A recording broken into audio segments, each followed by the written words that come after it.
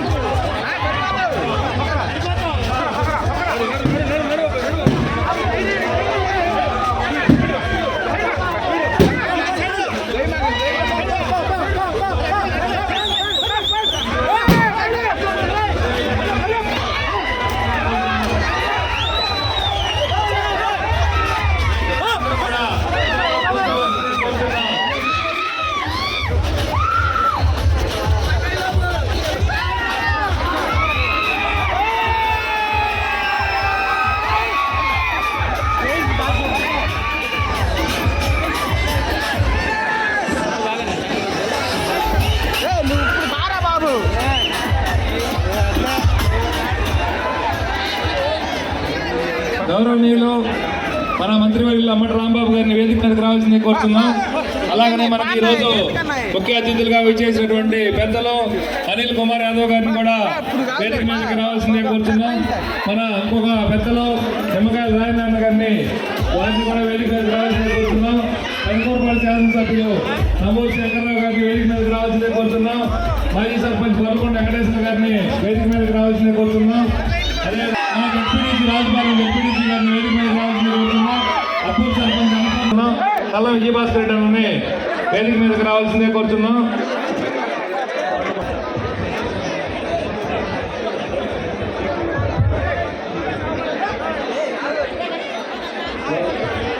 గ్రామ మాజీ సర్పంచ్ పల్లం వీరస్వామి గారిని కోరుతున్నాం. అలానే మాజీ ఎంపీటీసీ తొమ్మిది వీరస్వామి గారిని కూడా స్టేజింగ్ మీదకి రావాల్సిందిగా కోరుతున్నాం. మంచి రంగరాజు గారిని కూడా స్టేజింగ్ మీదకి రావాల్సిందిగా కోరుతున్నాం. మరియు మన గ్రామ ప్రజల తరఫున మన వైఎస్ఆర్ కాంగ్రెస్ పార్టీ తరఫున మన గ్రామానికి ఇచ్చేసినటువంటి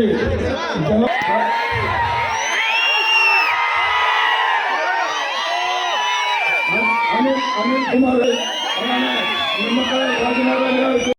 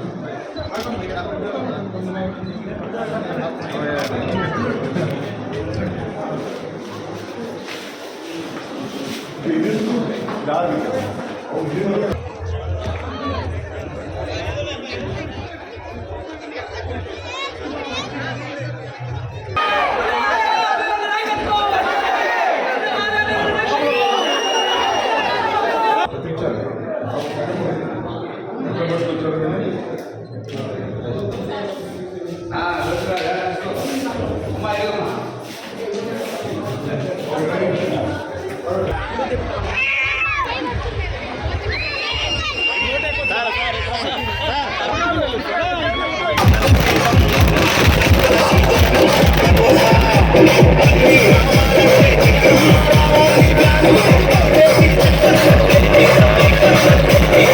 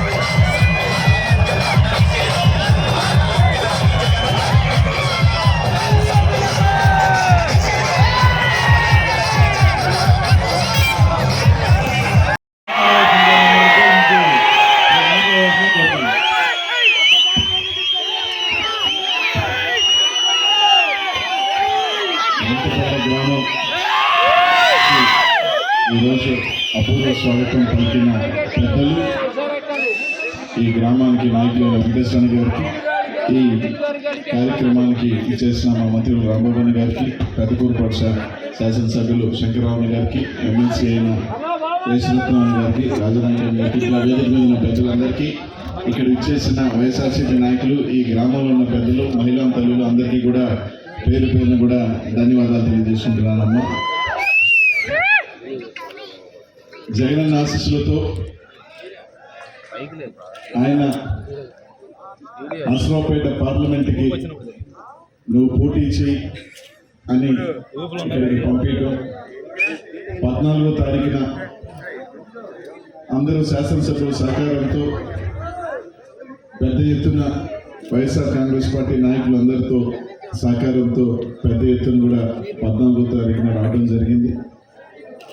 మొట్టమొదటిసారిగా ఈరోజు సత్తెనపల్లి నియోజకవర్గంలో ఈ గ్రామానికి మొట్టమొదటిగా నన్ను ఇన్ఛార్జిగా నియమించిన తర్వాత, ఈ గ్రామానికి వచ్చిన తర్వాత మీ అందరి ఆశీస్సులు అందరూ కూడా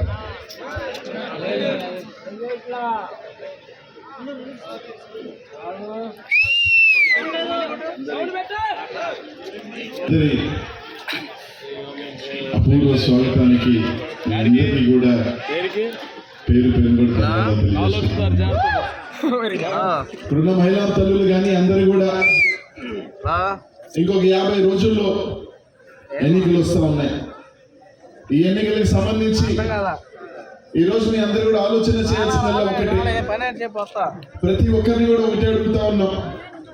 ఈరోజు వాళ్ళందరూ కూడా చెప్తా ఉన్నారు, జగన్మోహన్ రెడ్డి గారు బలహీనుడు అయిపోయాడు, జగన్మోహన్ రెడ్డి గారి ప్రజల్లో ఏమీ లేదు, మేము రాబోతా ఉన్నాం ఎన్నికల్లోకి, మేము గెలవబోతామని చెప్పి ఈరోజు వాళ్ళందరూ కూడా చెప్తా ఉన్నారు. ఇక్కడున్న మీ అందరినీ కూడా ఒకటే అడుగుతా ఉన్నా, ఎవరైనా బలహీనుడు ఉంటే వాడి మీదకి యుద్ధానికి ఎంతమంది పోతారు? ఒక్కడు చాలు. కానీ బలవంతుడు ఉంటేనే కదా కట్టగట్టుకొని ఒక 5-6 మంది వచ్చి వాడిని కొట్టని వస్తారు. ఈ రోజు ఈ రాష్ట్రంలో జగన్మోహన్ రెడ్డి గారు అత్యంత శక్తివంతుడిగా ఉన్నాడు కాబట్టే కదా ఈ రోజు 40 సంవత్సరాల పార్టీ అయిన తెలుగుదేశం పార్టీ కానీ, ఒక సినిమా యాక్టర్ పార్టీ పెట్టిన జనసేన కానీ సరిపోదు మాకు, కేంద్రానికి వెళ్ళి బీజేపీని తీసుకొచ్చినా కానీ ఇది కూడా సరిపోదు. వాళ్ళ కుటుంబంలో చిచ్చు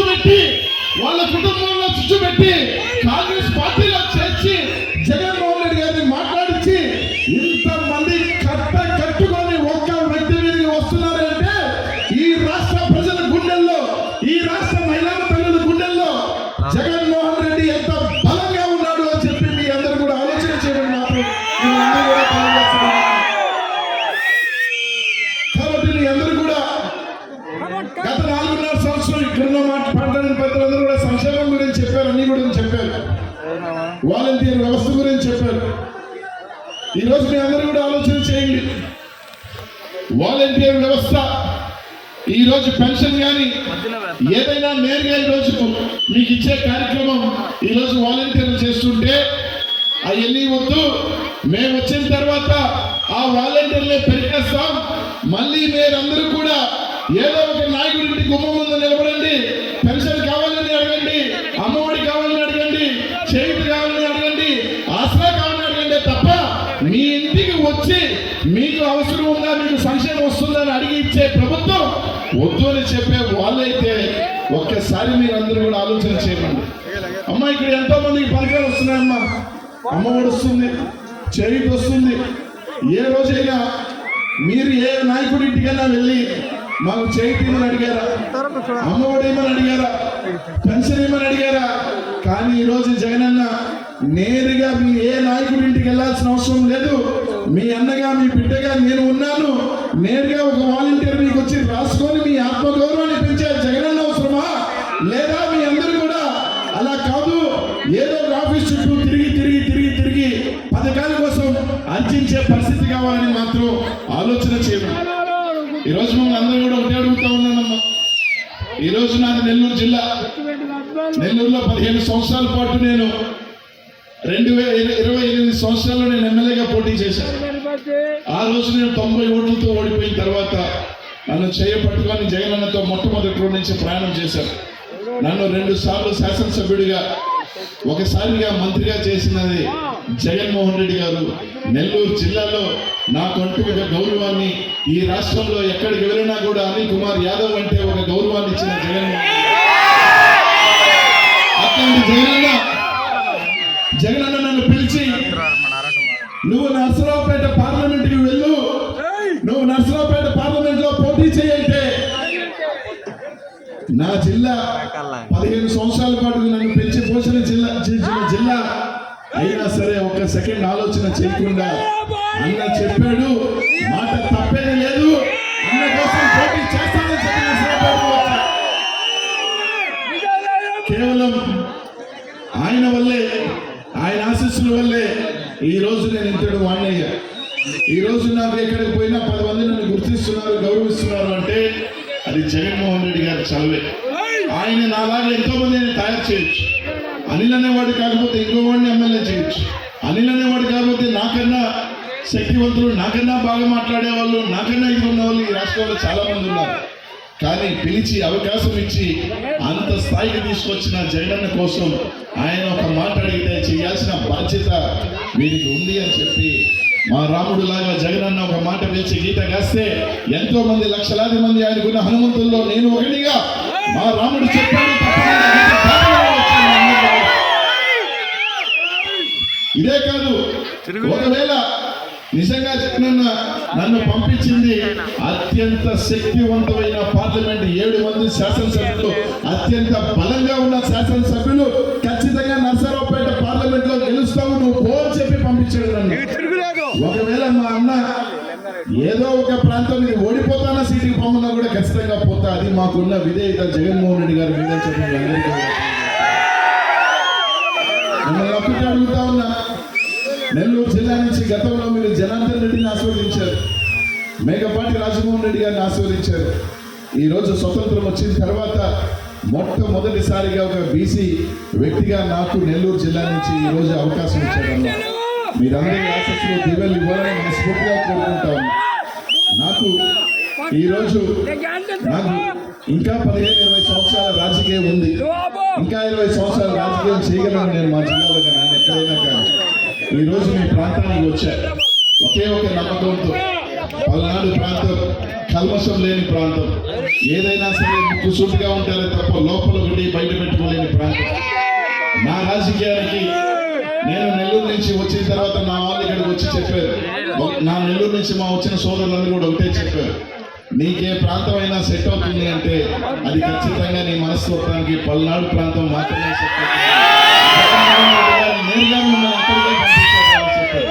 ఎందుకంటే నాకు కూడా ఉన్నది ఒకటే, ఏదన్నా సరే నేరుగా కొట్లాడటమే తప్ప, ముక్కుసూటిగా ఉండటమే తప్ప రాజకీయం దానివల్ల ఎన్ని ఇబ్బందులు పడ్డా, ఎన్ని కష్టాలు పడ్డా దానికి కట్టుబడే ముందుకు వెళ్ళారు.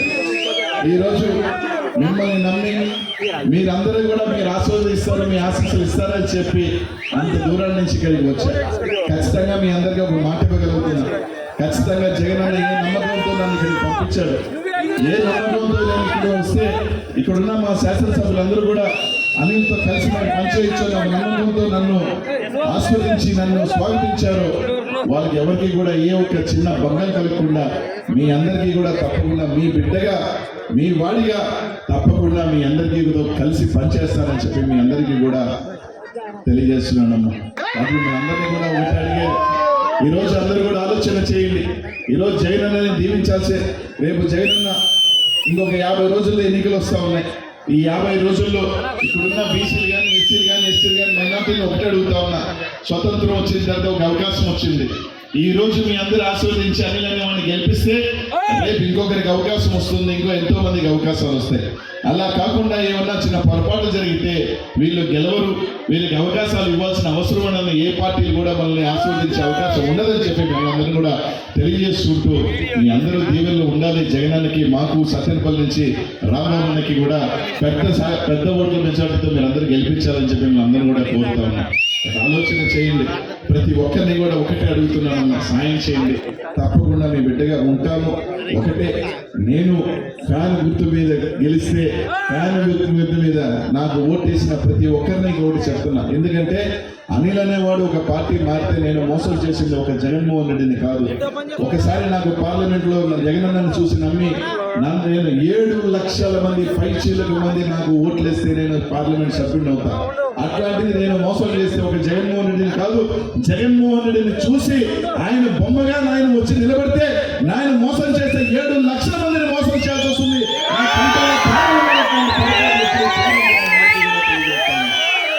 కాబట్టి ఆలోచన చేసి మీ అందరి సహాయం, మీ అందరి ఆశీస్సులు, మీ దీవెనలు ఇవ్వాలని చెప్పి మిమ్మల్ని అందరినీ కూడా కోరుకుంటా ఉన్నా.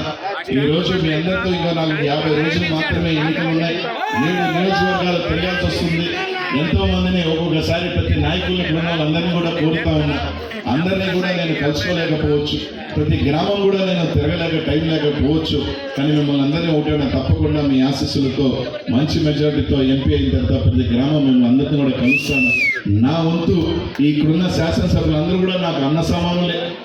వాళ్ళందరినీ కూడా కలుపుకొని మీకు అండగా మీకు తోడుగా ఎప్పుడు ఉంటాను అని చెప్పి మాత్రం మీ అందరికీ కూడా భరోసా ఇస్తున్నానని చెప్పి మీ అందరికీ కూడా తెలియజేసుకుంటూ, రేపు రాబోయే ఎన్నికల్లో జగనన్నని అండగా నిలబడి జగనన్నకి దీవెన ఇవ్వాల్సిన ఇప్పుడున్న మహిళా తల్లులు అందరూ కూడా మీరందరూ కూడా ఆలోచన చేయండి అని చెప్పి మాత్రం తెలియజేసుకుంటూ, ఎంతమంది కట్టకట్టుగానే వచ్చినా, ఎంతమంది కలిసి ఎన్ని కుతంత్రాలు పనినా, రేపు ఎన్ని చెప్పినా కూడా మోసపోవద్దు. ఇచ్చిన మాటకి కట్టుబడి ఎవరు ఎన్ని చెప్పినా ఇబ్బందులు ఉన్నా కూడా ఈ రోజు నేరుగా మీకు సంక్షేమం అందించే జగనన్నని దీవించడం మాత్రం మిమ్మల్ని అందరినీ కూడా కోరుతా ఉన్నానని చెప్పి తెలియజేసుకుంటూ, దాదాపు 9 అయినా కూడా ఇంతమంది ఈ రోజు మీరు వేచి ఉండి మా కోసం నేను చెప్పే 4 మాటలు వింటున్న ప్రతి ఒక్కరికి కూడా పేరు పేరున కూడా ధన్యవాదాలు తెలియజేసుకుంటూ, మీ ఆశీస్సులు దీవులు జగనన్నకి నాకు రాబోవానికి ఉండాలని చెప్పి మనస్ఫూర్తిగా అందరినీ కూడా కోరుకుంటూ, యువకులందరూ కూడా ఇదే ఉత్సాహంతో ఇదే జోష్తో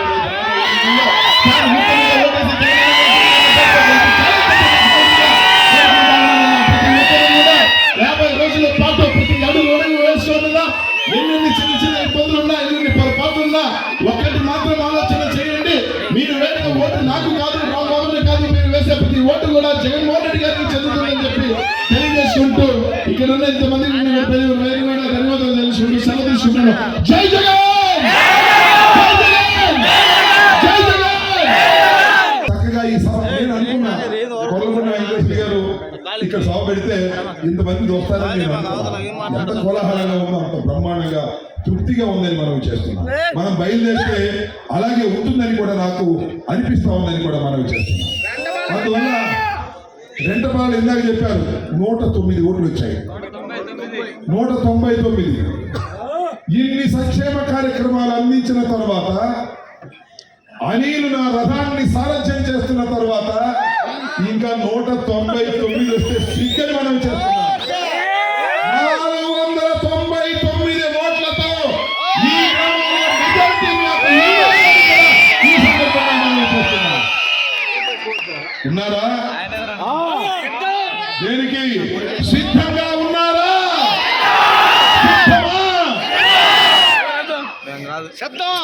నమ్మక ద్రోహుల్ని పారదోలడానికి సిద్ధమా? కోడేళ్లను తరిమి కొట్టడానికి సిద్ధమా? ధైర్యంగా ఉండండి, సిద్ధంగా ఉండండి. ఈ రాష్ట్రంలో మళ్ళా తిరిగి అధికారంలోకి వచ్చేది మీ జగనన్నే అని మనం చేస్తున్నా.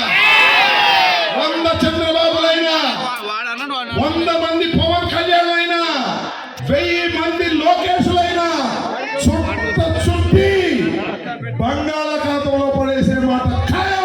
గుర్తుపెట్టుకోమని మనం చేస్తున్నాం. మనం సిద్ధమో అంటే వాళ్ళు ఏమన్నారు, రా కదలరా అంటే ఎవరు రాట్లా.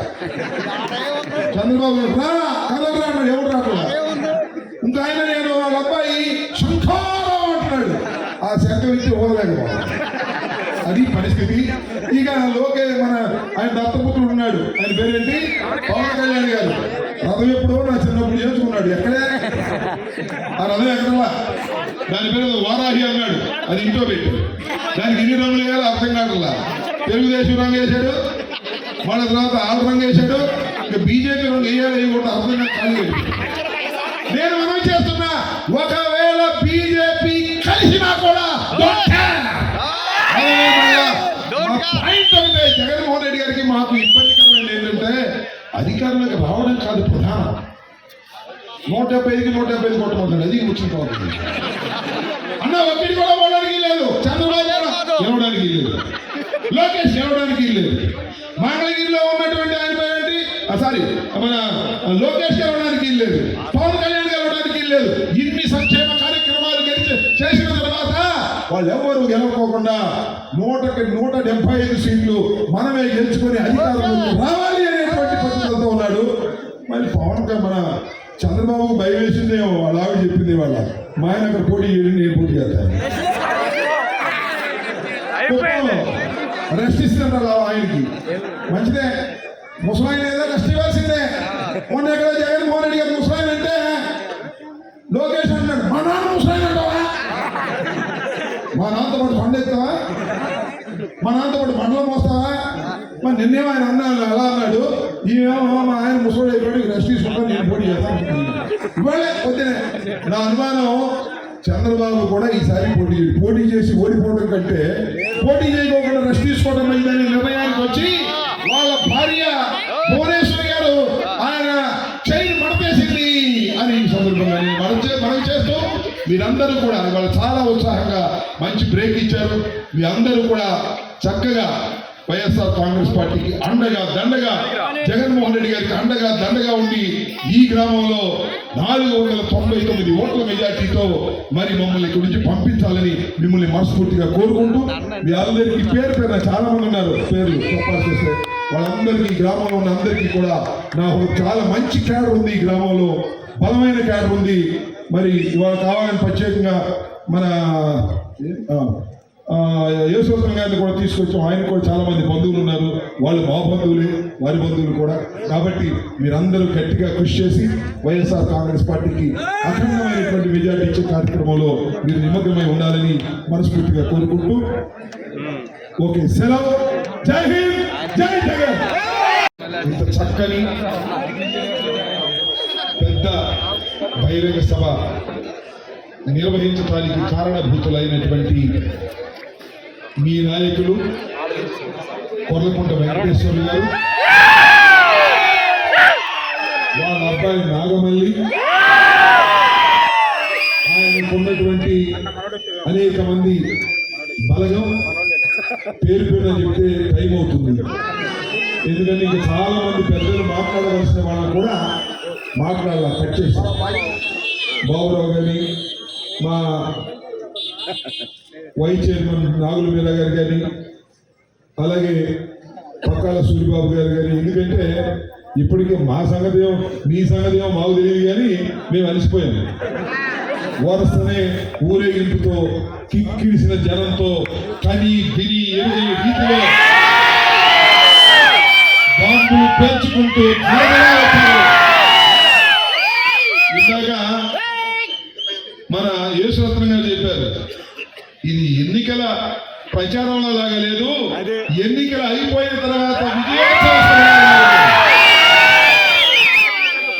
మరి మన నిమ్మకాయ రాజాంగ నేను ఎందుకు ఇంకా మాట్లాడటం, మా అనిల్ ఉన్నాడుగా, చెప్పాడు. మా మిత్రులు పక్క నియోజక శాసనసభ్యులు ఇక్కడ కూడా ఏమంటున్నాడు, మరి ఎట్లా వేస్తారు, డబ్బులు పంపించండి. రైట్, సరే. ఈరోజు నాకు అనిపించింది ఏంటంటే ఎంత బాగా జరిగిందంటే ఒక ఫైర్ వచ్చినట్టు. ఆ ఫైర్ ఏంటో తెలుసా? సింహపురి నుంచి వచ్చిన సింహం, అదే అనిల్ కుమార్. అనిల్ వస్తుంది ఏంటో నాకు అర్థం కాదు. ఫైర్ ఫైర్ ఫైర్ పడిపోతున్నాను, నన్ను తొక్కేస్తున్నారు, నా చొక్కాలు తిరిగిపోతున్నాయి. నేనే పెద్ద ఫైర్ అనుకుంటే నా కన్నా 100 రెట్ల ఫైర్ని పంపించారు.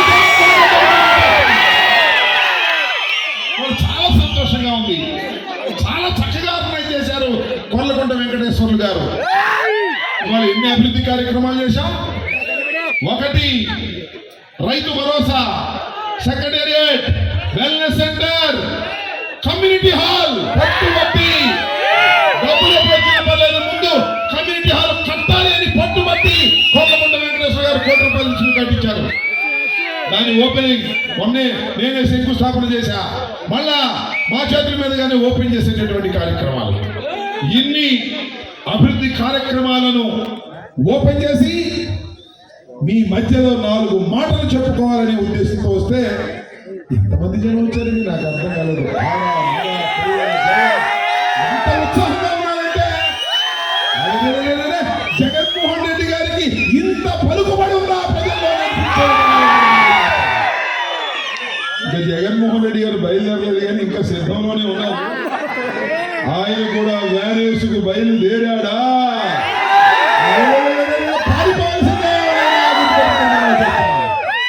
మీకు ఒక్క విషయాన్ని చెప్తా, సంక్షేమ కార్యక్రమాల గురించి నేను చెప్పవలసిన అవసరం లేదు.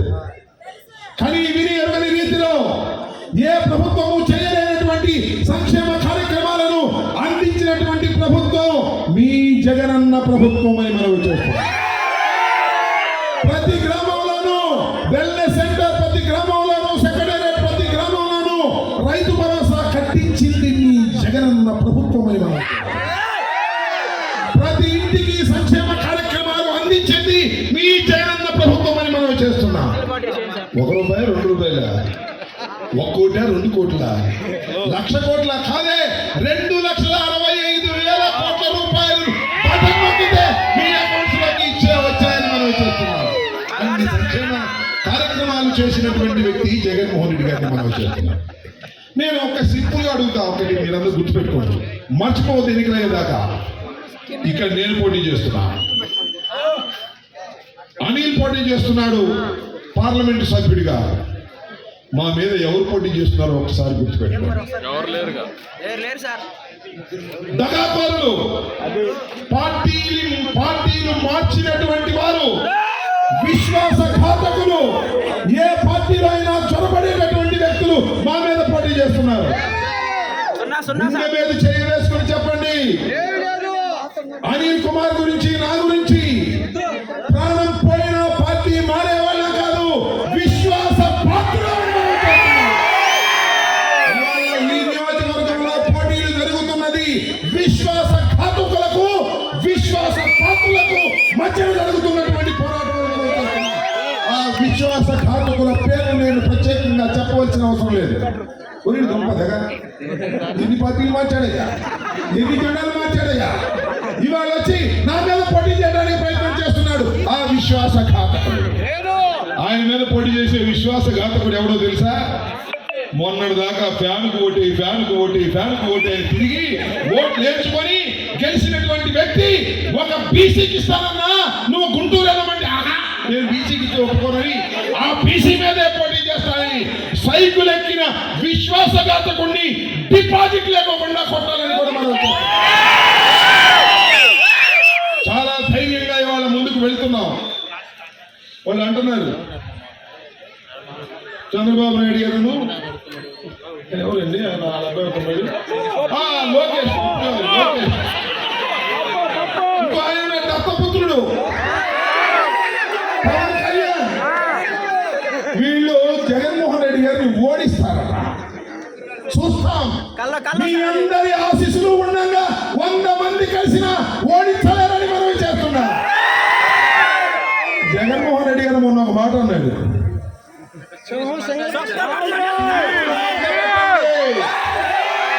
అంటే చొక్కాలు మడత పెట్టండి అన్నాడు. బాబు కొడుకు ఇద్దరు అంటారు, మీరు చొక్కాలు మడత పెడితే మేము కుర్చీలు మడత పెడతామని. అవును, మనం చొక్కాలు మడత పెడితే వాళ్ళు కుర్చీలు మడత పెట్టుకు పారిపోతారని మనం. ఇక్కడ మడత పెట్టడానికి ఏ ఒక్క కుర్చీ కూడా ఖాళీ లేదు. చంద్రబాబు సభ గారిని అన్ని ఖాళీ కుర్చీలే, లోకేష్ అన్ని ఖాళీ కుర్చీలే. ఆ ఖాళీ కుర్చీలు మడత పెట్టడానికి మాత్రమే లోకేష్, అదేవిధంగా పవన్ కళ్యాణ్, అదేవిధంగా చంద్రబాబు పనికొస్తారు తప్ప మనతో పోటీ చేయగలిగిన దమ్ము లేదని మనం చేస్తున్నాం. నేను ఒకటి చెప్తున్నానండి, ఎంత సైన్యం ఉంటే ఏంటి, మనకు జగన్మోహన్ రెడ్డి ఒక్కడనే పంపించాడు. అతనే ఎదురాజు కృష్ణుడు. కృష్ణుడు సారథ్యం చేస్తుంటే ఎంతమందినైనా నరుక్కుంటూ వెళ్ళిపోవడమే తప్ప జయమే తప్ప అపజయం లేదని కూడా మనం చేస్తున్నాం. అంత గొప్ప వ్యక్తిని మనకి పార్లమెంట్ సభ్యుడిగా పంపించాడు. ఇవాళ ఎంత ఫైర్ వస్తుందో నాకు ఆశ్చర్యం ఇస్తుందని మనం చేస్తున్నాం. కాబట్టి మీ అందరికీ మనం చేసేది ఒకటే, ఒక చక్కని ప్రభుత్వాన్ని అందించాం. 4.5 సంవత్సరాలు చక్కని పరిపాలన అందించాం. ఇంకా 2 నెలల్లో 5 సంవత్సరాలు అవుతుంది. నేను ఒకటి మనవి చేస్తున్నా, ఎక్కడైనా అవినీతి ఉందా? మీ ఇంట్లో రైతు భరోసా వస్తుంది, ఎవరైనా డబ్బులు అడిగారా? అడిగే హక్కు ఎక్కడ ఉంది అసలు? మాకు ఏమైనా బెత్తనం ఇస్తున్నాడు జగన్మోహన్ రెడ్డి గారు, మరి మాకు ఇస్తే మేము అడుగుతూ ఉన్నాడో మరి ఏమో, మరి మొత్తం అన్ని మీ అకౌంట్స్లో పడటమే, అమ్మవాడికి మీ అకౌంట్స్లో పడటమే, రైతు భరోసా మీ అకౌంట్స్లో పడటమే, డోక్రామాయ రుణమాఫీ మీ అకౌంట్స్లో పడటమే. మధ్యలో ఎవరున్నాడు? ఎంఆర్ఓ లేదు, నేను లేను, మంత్రి లేడు, మరి చివరికి ఎంఆర్ఓ గాని మంత్రి గాని ఎవరు లేరు. వాలంటీర్ మాత్రం ఉన్నాడు. వాలంటీర్ మాత్రం ఒక నూతనమైన వ్యవస్థ జగన్మోహన్ రెడ్డి గారు ప్రారంభించారు. అదే వాలంటీర్ వ్యవస్థ. ఏం చేస్తున్నారు వాలంటీరు? ప్రతి నెల 1వ తారీఖున ఇంటికి వచ్చి 2000 ఇచ్చినప్పుడు 2000 ఇచ్చాడు, 2250 ఇచ్చినప్పుడు 2250 ఇచ్చాడు, తర్వాత 2500 ఇచ్చాడు, 2750 ఇచ్చాడు. మొన్న జనవరి నుంచి 3000 రూపాయలు ఇచ్చి ఉపయోగించుకొని వెళ్తున్నాడు. చంద్రబాబు నాయుడు ఏం చేసేవాళ్ళు? 1000 రూపాయల కోసం ఎంఆర్ ఆఫీస్ చుట్టూ తిరిగి, ఎండి ఆఫీస్ చుట్టూ తిరిగి ముసలాళ్ళు ఏమి చేయలేక మళ్ళీ ఇంటికి వచ్చేవాళ్ళు. కానీ ఇంటికి వచ్చి వృద్ధాప్య పెన్షన్ ఇస్తున్నటువంటి మీ అన్నను దించగలిగిన శక్తి ఎవరికైనా ఉందా అని అడుగుతాను. చెప్పుకుంటూ పోతే భోజనం బాగా తిరిగి వచ్చారు కదా, భోజనాలు పెడితే పోదా మీ వరకే బాబు ఆకలిస్తే ఏం చేస్తారయ్యా? అందువల్ల నేను కొన్ని విషయాలు మీతో మాట్లాడి చక్కగా ఈ సభ నేను అనుకున్నాను.